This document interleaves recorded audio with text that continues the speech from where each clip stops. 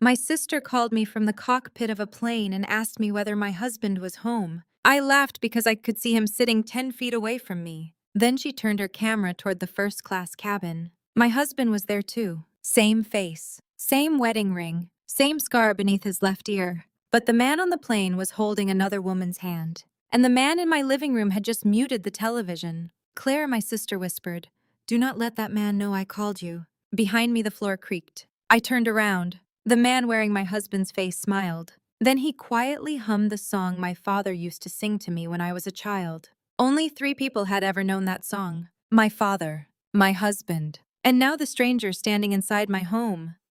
My name is Claire Bennett. I was 35 years old, married for 12 years, and until that Thursday evening, I believed the worst thing a husband could do was fall in love with another woman. I was wrong. An affair would have meant Ryan had given someone else part of his heart. What he had done was colder. He had studied my life, copied my private memories, recruited another man to wear his clothes, and placed him inside my home so Ryan could erase me without interruption. At 6:42 that evening, I was sitting at the kitchen island of our 2-story house outside Charlotte, North Carolina. Rain tapped against the windows. A pot of chicken soup cooled on the stove. The dishwasher hummed. On the couch, the man I believed was my husband wore Ryan's faded green Davidson college sweatshirt and watched a football preview at low volume. Everything looked normal. That was the first lie. My phone lit up with a video call from my older sister Megan. Megan was a commercial airline captain.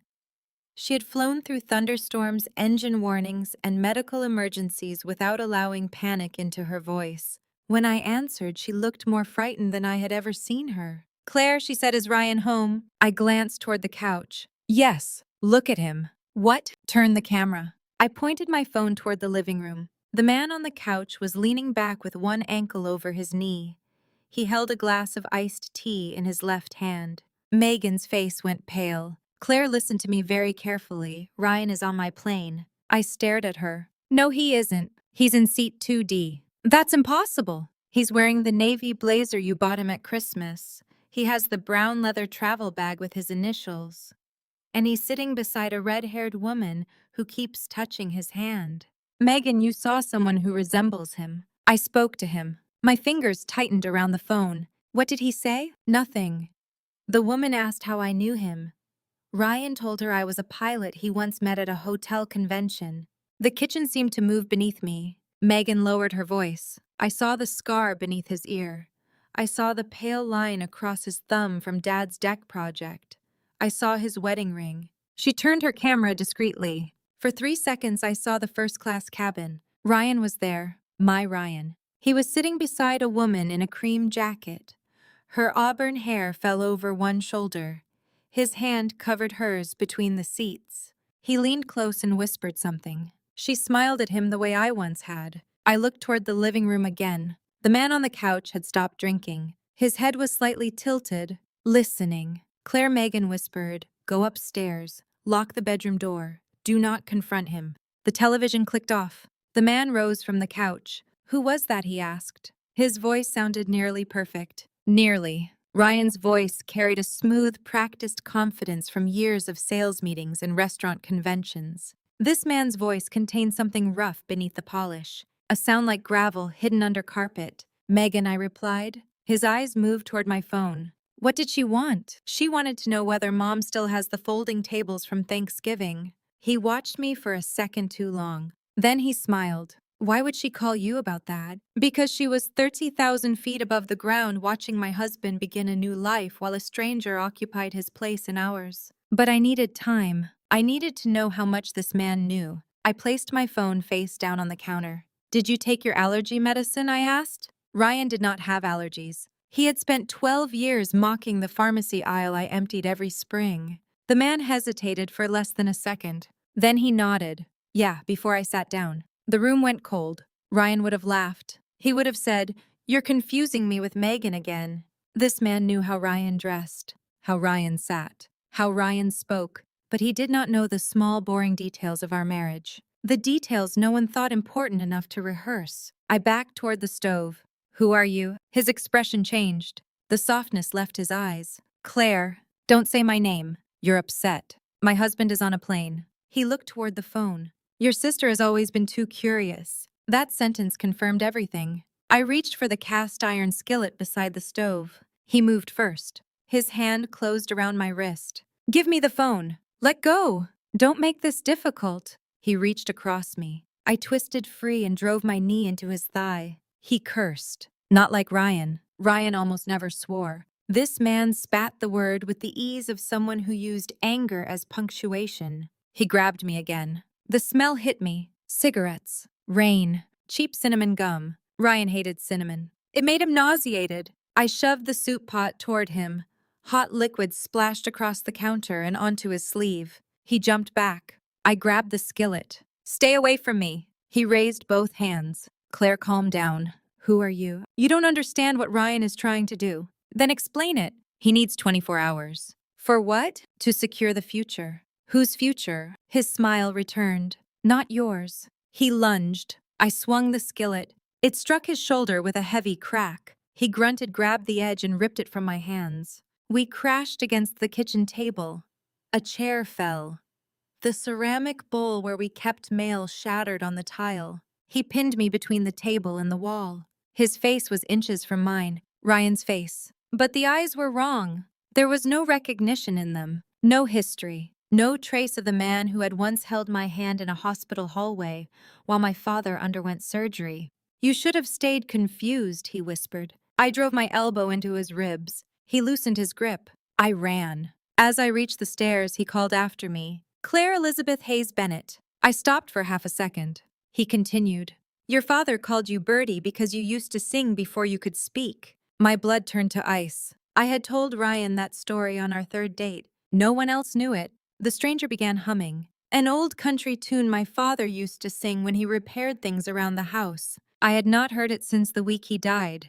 You don't get to use that, I whispered. The man smiled. Ryan said it would stop you. It did not stop me. It destroyed whatever hesitation remained. I sprinted upstairs, slammed the bedroom door, and locked it as his shoulder struck the other side. Open the door! I backed away, clutching my phone. He hit the door again. Claire, listen to me. I dialed 911. His voice changed.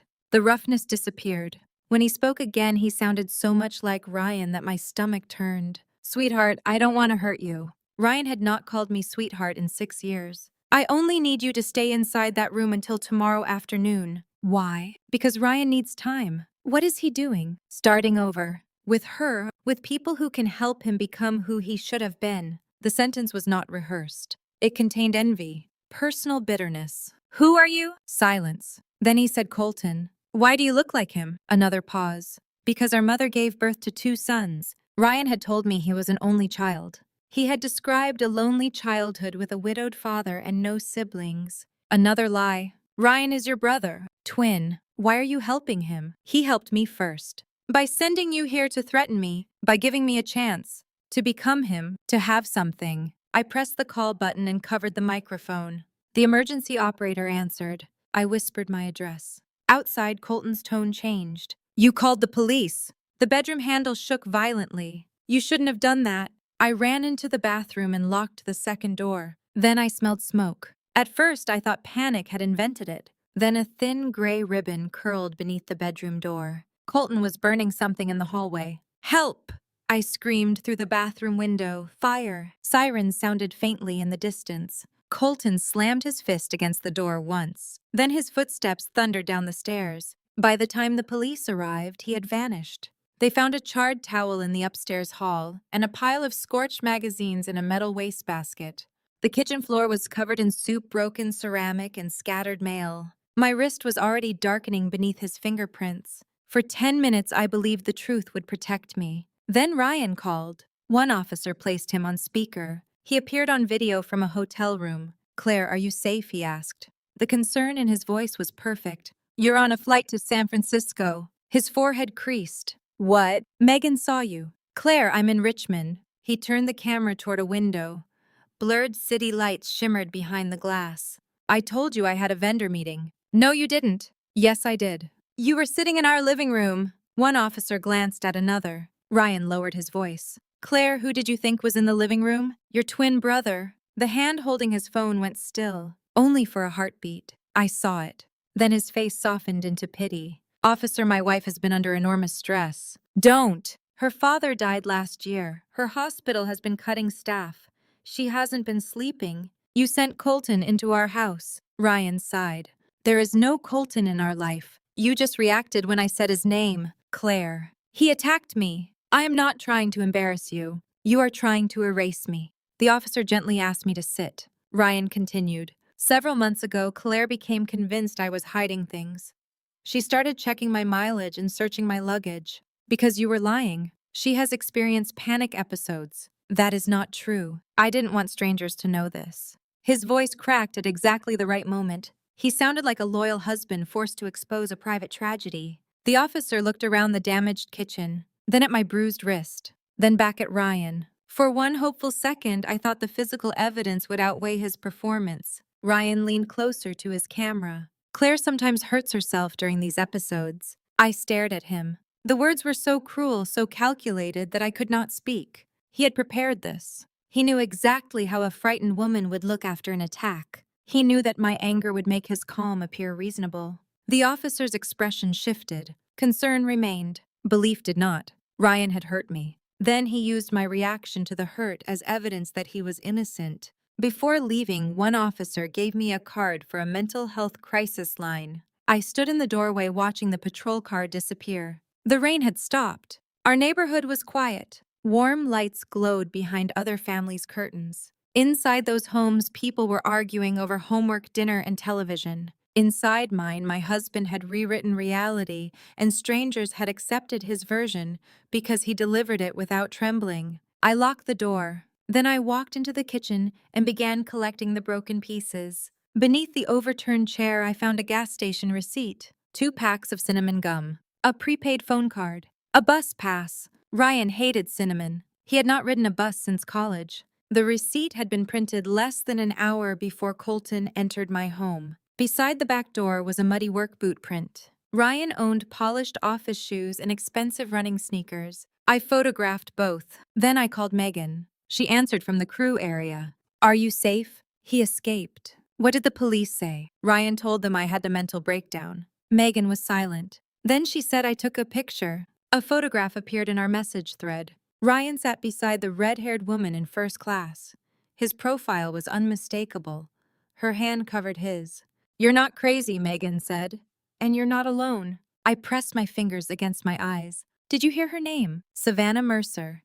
One of the flight attendants recognized her from a wedding industry magazine. I knew the name. The Mercer family operated several wedding venues in Northern California, restored barns, orchards, and vineyard properties, marketed to ordinary families who wanted something beautiful but not impossibly extravagant. Ryan sold commercial ovens, refrigeration systems, and catering equipment. He could easily have met Savannah through work. They're going to Sonoma after landing, Megan said.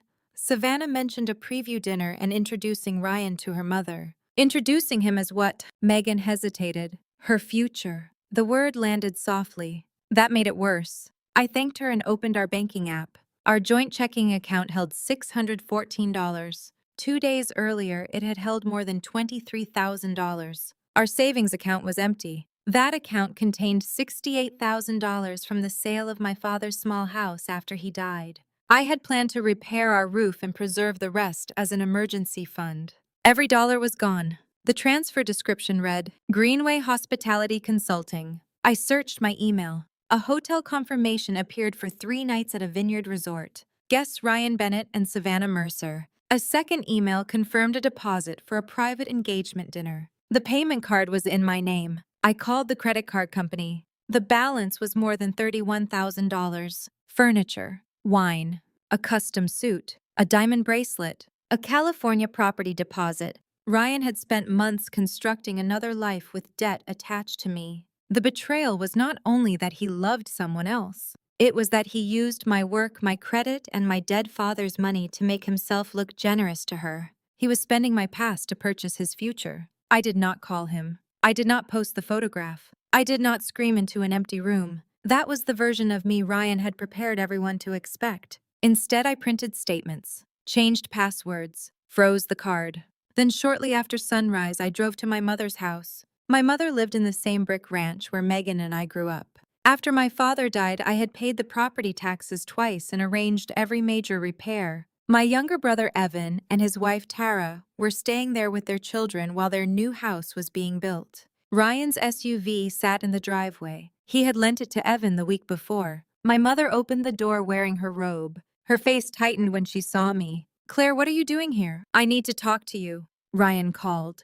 Of course he had. What did he say? That you had a frightening episode. I held up my bruised wrist. "Did he tell you someone attacked me?" Mom looked at the bruise, then away. "He said you might have hurt yourself."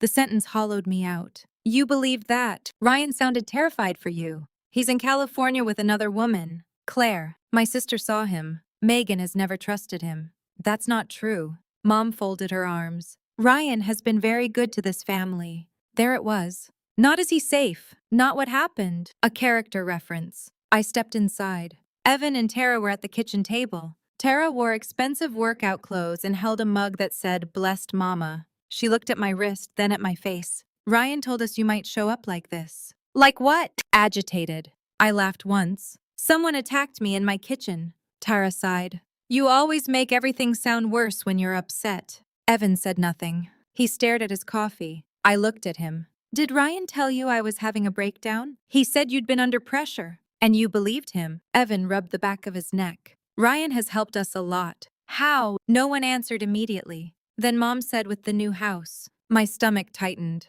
"What did he do?" "He helped Evan find an investment," Tara replied.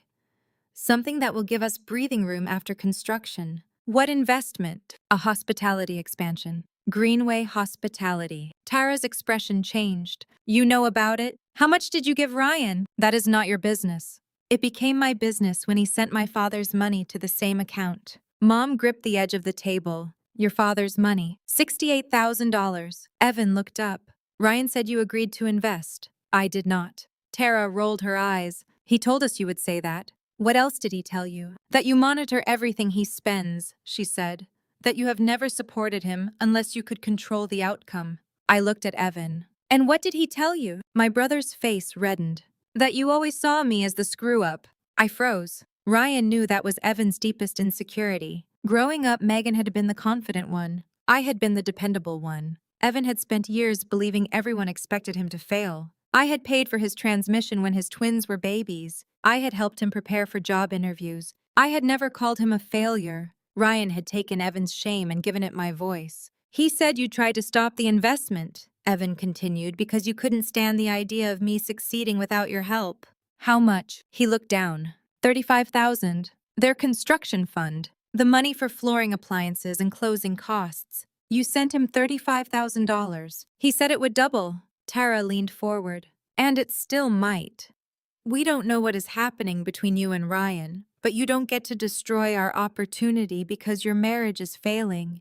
I stared at her. For 8 years, Tara had called me the sister she never had. I organized her baby shower. I slept on her couch for a week after the twins were born. I picked up her children from school when she had surgery. Now she looked at me like a jealous woman interrupting her future. "Last night a man attacked me," I said. "Did any of you plan to ask whether I was safe?" Mom's eyes filled with tears. Tara looked annoyed. Evan remained silent. His silence answered for everyone. I placed the statements on the table. The transfer from my savings. The transfer from Evan. The Vineyard Hotel. The jewelry charge. Then I opened Megan's photograph. Ryan's face filled the screen. Savannah's hand rested over his wedding ring. Mom sat down. Evan picked up the statements. Tara's confidence faltered. "The bracelet cost $12,000, I said. "Your money entered the Greenway account Tuesday morning. The jewelry charge cleared 2 hours later." "That proves nothing," Tara replied. "It was delivered to Savannah Mercer's hotel. Maybe it was for business. A diamond bracelet. She owns wedding venues. So naturally she needed jewelry bought with your children's housing money." Tara's face hardened. "Stop talking to me like I'm stupid. I'm talking to you like someone who called me unstable 10 minutes ago because believing Ryan made you feel rich." Evan stared at the photograph. "Number. Yes. That money was for our house." "I know. He said it was guaranteed. He told you exactly what you wanted to hear." Tara stood. "You knew Ryan was unhappy." Maybe if you had paid attention to your marriage instead of trying to manage everyone else, none of this would have happened. Mom whispered her name. But Tara continued, you always have to be the competent one, the savior. Maybe Ryan got tired of living with someone who made him feel small. Something inside me went still. Tara Evans said weakly. No, she comes here with her paperwork and photographs acting superior because she thinks we need her to rescue us again. I looked at my brother. He could have stopped her. Instead, he said the sentence Ryan had planted inside him. Maybe he was right, Claire. Maybe you don't know how to support anyone unless you can control them. That was the moment my family lost me. Not permanently, but completely. Because my brother looked at the bruise on my wrist, heard that my husband had stolen from me, and still chose the version of the story in which I deserved it. I gathered the papers. Evan's face changed. Where are you going? To find out how long my husband has been planning to replace me. What about our money? I turned toward him. When I arrived, I was your unstable sister. Now that your money is gone, I'm useful again. That isn't fair. No, fair would have been one person asking who hurt me. Mom began to cry. I left them at the kitchen table with the life they had purchased by refusing to believe me. Back home, I searched Ryan's office. Half his clothes were gone, though he had rearranged the closet to hide the empty spaces. His passport was missing. So were our tax returns, insurance documents, and marriage certificate. In the garage, I noticed something I had ignored for years. Ryan became strangely angry whenever I placed anything beside an old storage cabinet. He claimed the cabinet contained client records. The padlock was gone. Inside, the shelves were empty except for a receipt from a mini storage facility 20 minutes away. The unit had been paid in cash. I drove there. The access code was my father-in-law's birthday. Inside the unit were 3 plastic bins. The first contained clothes I had never seen, work boots, faded jeans, cheap cologne, cinnamon gum. The second held photographs of our house, not family photographs. Surveillance photographs, me leaving for work, Megan arriving, our neighbor walking his dog, the kitchen windows, the basement door. Notes appeared on the back. Claire leaves at 7:10. Neighbor walks at 6:30. Green sweatshirt Thursday. Avoid speaking about the hospital. Use back entrance. The third bin contained Ryan's private files. A birth certificate listed 2 boys born 4 minutes apart. Ryan Michael Bennett. Colton James Bennett. Identical twins. Ryan had told me he was an only child raised by a widowed father. The records told another story. Both boys entered foster care at age 3. Ryan was adopted by a stable middle-class couple in Asheville. Colton remained in the system. There were juvenile records and letters from prison. The most recent letter was written by Ryan. Colton, I know what happened to you was unfair. I got the family, the schools, and the chances you should have had. I cannot change the past, but I can give you a future. You need money. I need someone loyal. Someone who understands that the world only respects the person wearing the right face. Below the letter was a notebook labeled Claire. The first page contained a list. Calls her father dad, never daddy. Checks front door twice before bed. Drinks tea when anxious. Do not discuss fertility treatments. She notices tone changes. If questioned, complain of migraine. Use the green sweatshirt on Thursdays. Another page listed intimate details. The nickname my father gave me. The song he sang. The story of our first miscarriage. The location of the small scar on my hip. Things I had told Ryan in darkness because I believed marriage made secrets safe. Ryan had turned my vulnerability into training material. At the back of the notebook was a sentence written in darker ink. Claire is useful because she always doubts herself before she doubts family. That was the truth of our marriage. Not that I had failed to see Ryan, that he had studied the exact place where my love became self-abandonment. My phone rang. Megan. They landed, she said.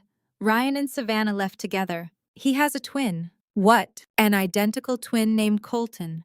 Ryan trained him to impersonate him. Megan went silent. How long? I don't know. Then I found another page. Dates. 7 dates during the previous 10 months. Each matched an evening Ryan had seemed unusually quiet. A client dinner. A conference. A night he claimed food poisoning. A Sunday when he barely spoke and slept in the guest room. 7 times. Colton had entered my home 7 times wearing my husband's clothes. How many conversations had I replayed afterward? How many nights had I blamed myself for Ryan's coldness? How many times had I apologized to a stranger for failing to understand my own husband? I know how many, I whispered. How many what? He was in my house 7 times. Megan's voice softened. Come to California. I'm booking a flight. I'll do it. I can pay. With which account? I said nothing. Claire being helped is not the same as being weak. The words made my throat tighten. For years, I had been the person everyone called. The problem solver. The emergency contact. The one who brought food, loaned money, and remembered appointments. Ryan knew I did not know how to receive care without feeling guilty. Megan booked my ticket. Before leaving, I called Marcus Hill. Marcus had worked hospital security before opening a small investigation business. He knew Charlotte's bus routes, weekly motels, and people who survived by becoming invisible. I sent him Colton's photograph and the gas station receipt. Do not confront him, I said. Find him. Marcus studied the image. He looks exactly like Ryan. That's the problem. By noon the next day, I was in San Francisco. Megan met me outside baggage claim. She hugged me once, firmly. Then she looked at the bruise on my wrist. I want to hurt him. I don't. She studied me. I want him to stand in front of every person he impressed and lose control of the story. Megan nodded. That sounds worse. Savannah's family was hosting a preview dinner at their newest wedding property that evening. An online post showed her beside Ryan. His arms circled her waist. No wedding ring. The caption read, "Celebrating the future of Mercer Fields and the man who taught me that starting over can be the bravest kind of love." Hundreds of people had liked it. I stared at the image. Ryan had posted an anniversary tribute to me 6 weeks earlier. 12 years with my best friend. Forever still isn't long enough. He had not merely lied to different women. He had created different versions of himself for different audiences. Megan and I drove north. Mercer Fields was a restored apple orchard outside Sonoma. White string lights stretched between old trees. A renovated barn stood at the center of the property. Long wooden tables were arranged beneath heaters. It was beautiful without looking impossible. That made the betrayal feel more intimate. This was a place built for ordinary families to celebrate promises. Ryan intended to use it to announce one he had no right to make. We watched from the parking area. Ryan stood beside Savannah and her mother Diane. Diane Mercer was in her early 60s, dressed in a simple black suit. She had the direct gaze of a woman who had spent decades negotiating with builders, caterers, and banks. Savannah looked younger than I expected. 30, maybe 31. She held Ryan's hand with complete trust. I wanted to hate her. Then I saw the way she watched him. I had once looked at him that way. She believes him, I said. So did you, Megan replied. My phone rang. Marcus. I found Colton. Where? A weekly rate motel near the bus depot. Is he alone? For now. Call the police. There's something you should know first.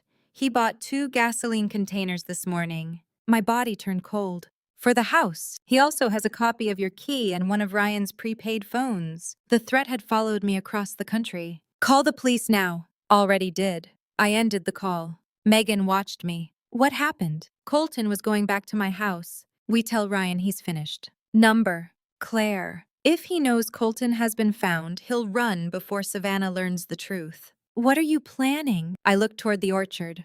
I'm going to let him tell everyone who he is. We entered through the side gate. I wore a dark blue dress from a hospital fundraiser. Not a revenge gown, not armor. My own clothes. I wanted Ryan to look at me and understand that the woman he discarded had not needed to transform into someone else to defeat him. She had only needed to stop doubting herself. Diane welcomed the guests. She spoke about rebuilding the orchard after wildfire damage. She talked about family businesses surviving because people kept their promises even during difficult years. Then she smiled towards Savannah. My daughter has another announcement. Savannah stepped forward. Ryan joined her. He wore the navy blazer I had bought him. Savannah looked nervous and radiant. When we began restoring this property, she said I thought I was only opening another venue.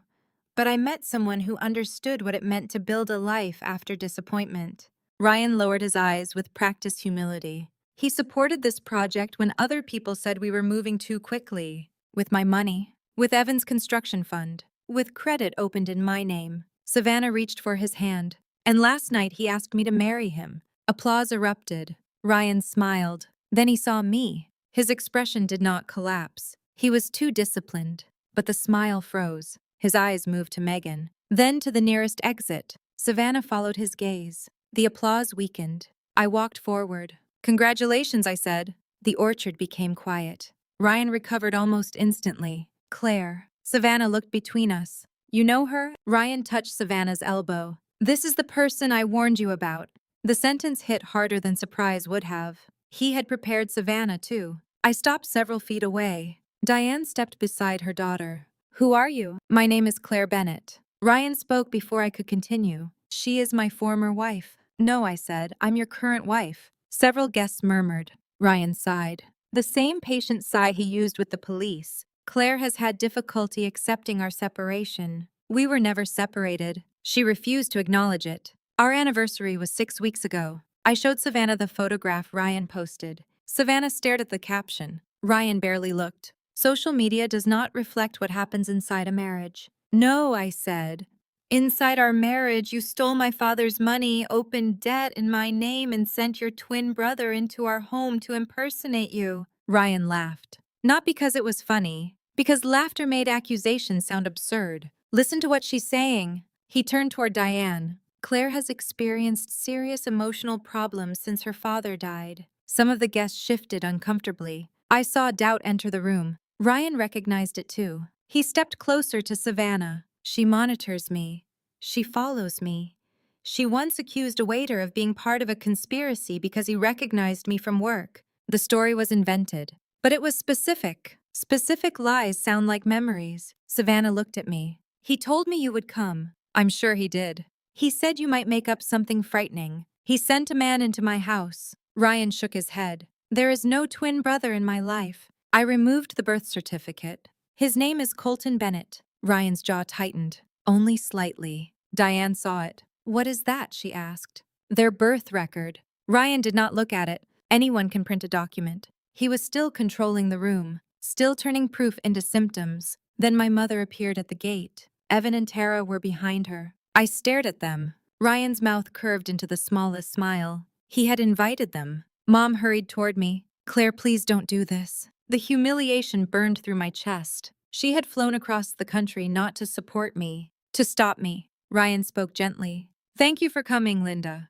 He used my mother's first name as though they were allies. Mom reached for my arm. Your brother told us you were planning a public scene. I pulled away. Did Ryan buy your flights? She hesitated. That was the answer. Tara looked at the guests and lowered her voice. You are embarrassing all of us. Our money is gone, Evan said.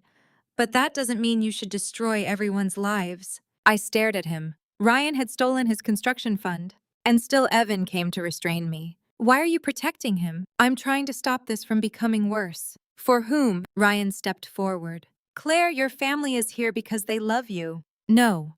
They're here because you told them my reaction was more dangerous than what you did. He lowered his voice. You should listen to them. Why? Because even your own mother believed me before she believed you. The cruelty of the sentence made Megan inhale sharply. Ryan smiled. What does that tell you? There it was. The man beneath the performance. He had said it quietly, expecting only me to hear. But the microphone near Savannah had picked it up. His voice carried through the small outdoor speakers. Every person heard him. Ryan realized it too late. Mom covered her mouth. Savannah stared at him. What did you just say? Ryan turned quickly. She misunderstood. No, I said. That is how he speaks when he thinks no one important can hear. His face hardened. You have always confused being useful with being loved, Claire. The microphone carried that too. He was losing control. I did not interrupt. Ryan looked around at the watching guests and understood that charm was no longer repairing the damage. So he chose cruelty. You paid bills, he said.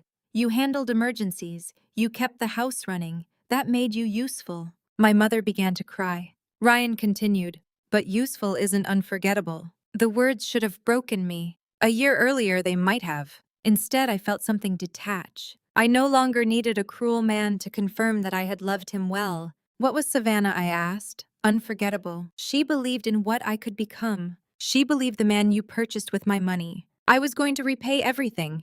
With the Mercer business, Ryan glanced at Diane. Diane's expression had become unreadable. Savannah whispered Ryan what money. He turned toward her. Temporary financing. From her, it was marital money. My father's inheritance was not marital ambition, I said. Diane stepped forward. Show me the Greenway account. Ryan's posture changed. We can discuss finances privately. You claimed your investment came from selling a consulting partnership. It did.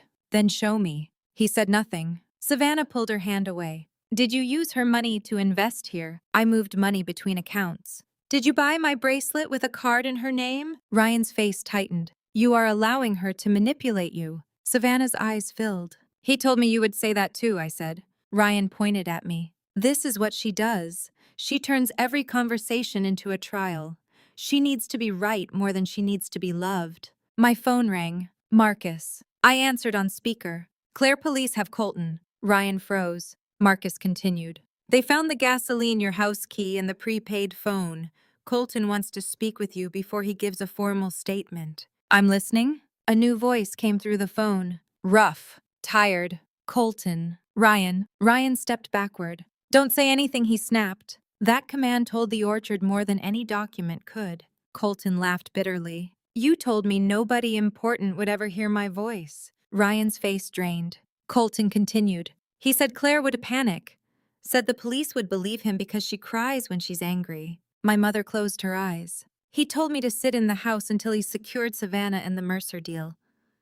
Then I was supposed to burn the storage unit, the files, in Claire's house if she got too close. Savannah looked sick. Ryan lunged toward my phone. Megan stepped between us. Colton's voice continued through the speaker. You want to know what he called me, Claire? I said nothing. The spare. Ryan's breathing became audible. He said I was the face he could throw away. Colton laughed again, but there was no humor in it. He promised me money. Promised me a new life. But the prepaid phone had one final message scheduled for tonight. Marcus spoke. We recovered it. Colton continued. Ryan told me to leave town after the fire. Said if police caught me, he would claim I was an obsessed brother who had been stalking him for years. The orchard was silent. Ryan had built his entire plan around disposable people. Me, Colton, Evan, Savannah. Anyone could be sacrificed as long as Ryan remained the hero of the story. You're lying, Ryan said. Colton's voice sharpened. No, I'm finished being your shadow. The call ended. Ryan looked around. No one moved toward him. No one defended him. He turned to Savannah. I did this for us. She stared at him. For us. I needed enough capital to prove myself to your mother. You told me you had already built a successful company. I was close. You stole from your wife. She never appreciated what I was capable of. You sent a man to frighten her. I needed time. Savannah took off the engagement ring. Ryan reached for her wrist. Do not react emotionally. The sentence echoed across the orchard. Savannah looked at his hand, then at the bruise visible around my wrist. Let go of me. Ryan released her. She held the ring toward him. He did not take it, so she dropped it into the grass. Diane stepped forward. You have no ownership in Mercer Fields. Ryan looked at her. We signed an agreement. We signed a letter allowing further discussions. You own nothing. You accepted my investment. We accepted a deposit pending verification. It will be returned to the account it came from. The account in my name. The last remaining piece of Ryan's imagined future disappeared from his face. He looked at Evan. Tell them Claire has always been controlling. Evan stared at the ground. Ryan, tell them. My brother looked at me, then at the bruise on my wrist. For once, he did not choose the easier story. Number. Ryan blinked. Evan swallowed. You told me Claire wanted me to fail. I believed you because I wanted the investment. Tara grabbed his arm. Evan. He pulled away. She came to us injured and I asked about my money. His voice cracked. I am ashamed of that. Mom stepped beside him. I believed you because you were calm, she told Ryan. I treated my daughter's fear like evidence against her. Ryan looked disgusted. You're all pathetic. There it was. The final truth. The people he had flattered became worthless the moment they stopped serving him. You begged me for help, he said to Evan. You wanted a shortcut. He turned to Mom. You liked me because I handled everything Claire was too busy to handle. Then he looked at Savannah. And you wanted a man impressive enough to display beside your business. Savannah flinched. Finally, he looked at me. You should have stayed home. I held his gaze. You should have left, honestly, and walked away with nothing. There was the confession. Simple, ugly, undeniable. You mean without my money? Our money. My father's savings. You would have wasted it on a roof and an emergency account. It was mine to waste. I deserved more than the life you offered. I looked around at the orchard. The lights. The guests. The woman he planned to marry. the family he manipulated, the sister who crossed the country to stand beside me. This is what you believed you deserved. His face twisted. You ruined everything. No, Ryan. I stepped closer. I stopped protecting what you ruined. The sheriff's deputies arrived shortly afterward. They did not drag Ryan across the grass. Real life rarely delivers punishment with perfect choreography. They spoke to him near the parking area. They reviewed Colton's statement and the Charlotte police report. They asked Ryan to accompany them while the financial transfers, identity fraud, and threats were investigated. As he walked toward the patrol car, he did not look defeated because he had lost money. He looked defeated because the story no longer belonged to him. For years, Ryan had survived by speaking first. That night, every person had heard him speak last. Savannah sat beneath an apple tree, staring at the place where the ring had fallen. I considered leaving without approaching her. Then she looked up. I saw the mark from his wedding ring once, she said. I stopped. What? 3 months ago, he had removed it, but the skin was lighter. She wiped her face. He said he was separated and still wore it around you because you became unstable whenever he took it off. I said nothing. I wanted to believe him. That does not make you responsible for what he did. I ignored something. Yes. Her face tightened, perhaps expecting condemnation. I sat beside her. There is a difference between ignoring a warning because you want love and creating a lie because you want control. She looked toward the patrol car. He knew I was afraid of becoming like my mother. How? I told him. My father left when I was 12. My mother never trusted anyone again. Ryan said he understood abandonment. He collects people's deepest fears and returns them as promises. Savannah closed her eyes. I feel stupid. You trusted someone who studied what you needed to hear. She looked at me. Do you hate me? Number. Why? Because hating you would let him remain the center of both our lives. Diane approached and placed a hand on her daughter's shoulder. Then she looked at me. We will cooperate fully and return every recoverable dollar. Thank you. She hesitated. I am sorry your family came here to silence you. That sentence almost broke me. Not because it was cruel, because it was the first time someone had named the wound correctly. Ryan's betrayal had destroyed my marriage. My family's disbelief had made me feel disposable. Megan and I stayed that night in a modest hotel beside the highway. 2 beds, a loud air conditioner, vending machine, crackers for dinner. At 1 a.m, Mom called. Then Evan, then Tara. I turned the phone face down. Megan handed me half a packet of crackers. You don't have to answer them. I know. You don't have to forgive them because they finally became embarrassed. I know. You keep saying that because I'm learning it.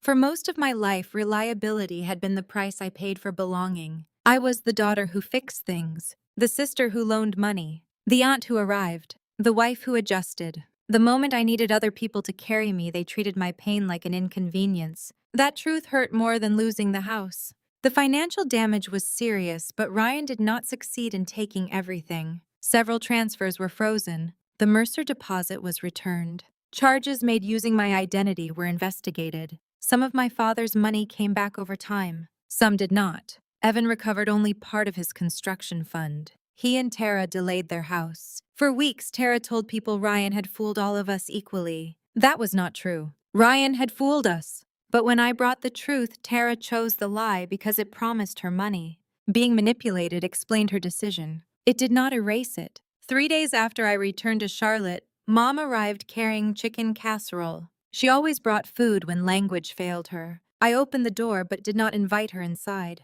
I'm sorry, she said. For what? Her eyes filled. For believing Ryan. That's not enough. She looked startled. I had spent years making my disappointment easy for other people to survive. Not anymore. I'm sorry I looked at your bruise and still wondered whether he was telling the truth, she said.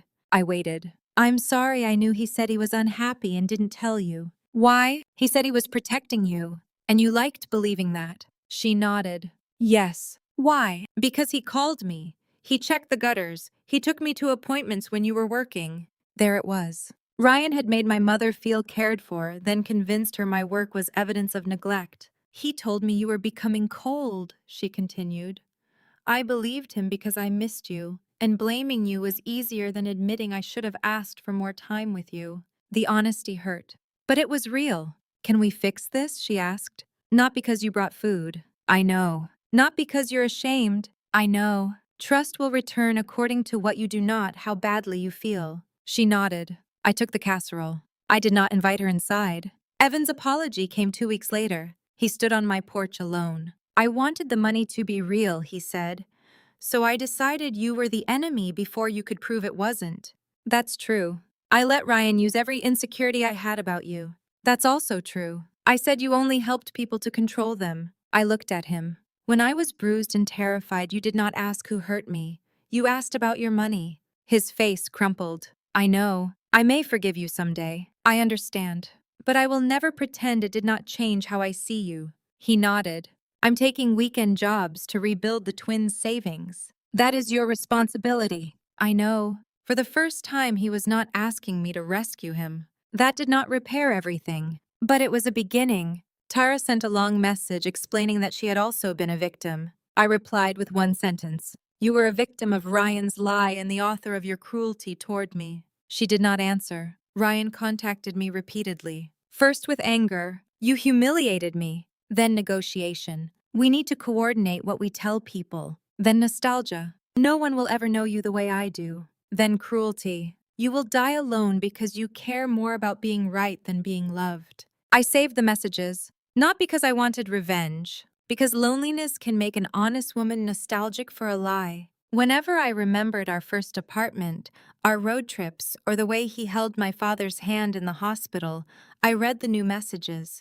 They reminded me that memories are not instructions. A good year in the past does not require surrendering the future. 6 months later, I sold the house. People asked whether leaving meant Ryan had won. They did not understand. The house had become a place where I inspected every sound. I looked at the couch before entering the kitchen. I studied faces too closely. I did not want to spend my life proving I could survive in a place where survival had become necessary. I bought a smaller townhouse near the hospital, 2 bedrooms, a narrow patio, a kitchen smaller than my old pantry. On the first night, Megan sat with me on the floor while we ate takeout noodles from cardboard boxes. She lifted a paper cup of wine. To smaller mortgages, I laughed. To sisters with excellent eyesight. To locked doors, I touched my cup to hers. To never confusing endurance with love again. A year after the flight, Megan and I returned to California. Not for Ryan, for ourselves. We rented a small cabin near the coast and spent 3 days hiking, eating seafood, and talking about everything except betrayal. On the final evening, we sat above the Pacific. The sunset spread orange light across the water. Megan nudged me. Do you ever think about what would have happened if I hadn't recognized him? Yes. Does it scare you? It used to. And now, I watch the waves break against the rocks. Now I think about what happened after you called. I believed what I saw. I trusted the fear in my body. I stopped begging calm people to validate the truth they had caused me to feel. Ryan took money. He took years. He took the home where I thought I would grow old. But the most valuable thing I recovered was not an account balance. It was my loyalty to myself. I used to think loyalty meant staying forgiving and carrying people through their worst moments. But loyalty without respect is self-abandonment. Family is not simply the person who shares your blood or sits beside you in holiday photographs. Family is the person who sees danger and tells you the truth, even when the truth destroys the life you believed you had. Dignity is not how gracefully you accept being mistreated. Sometimes dignity is a locked door. Sometimes it is refusing to soften an apology for the person who owes it. Sometimes it is standing in front of everyone who doubted you and saying, I know what happened to me. You do not get to rewrite it. The day my family pushed me outside their circle was the day I finally stopped begging for a seat. I built a different table. At that table, love was welcome, but respect was the price of entry. So tell me this, which betrayal would have hurt you more? The husband who designed the lie, or the family members who helped him maintain it because the lie benefited them? Would you have forgiven Claire's mother? Would you have allowed Evan back into your life? And could you ever forgive a family that called you unstable before asking who left bruises on your skin? Sometimes the deepest revenge is not watching the people who hurt you fall. It is building a life so peaceful that they can no longer reach the version of you who once begged them to believe her.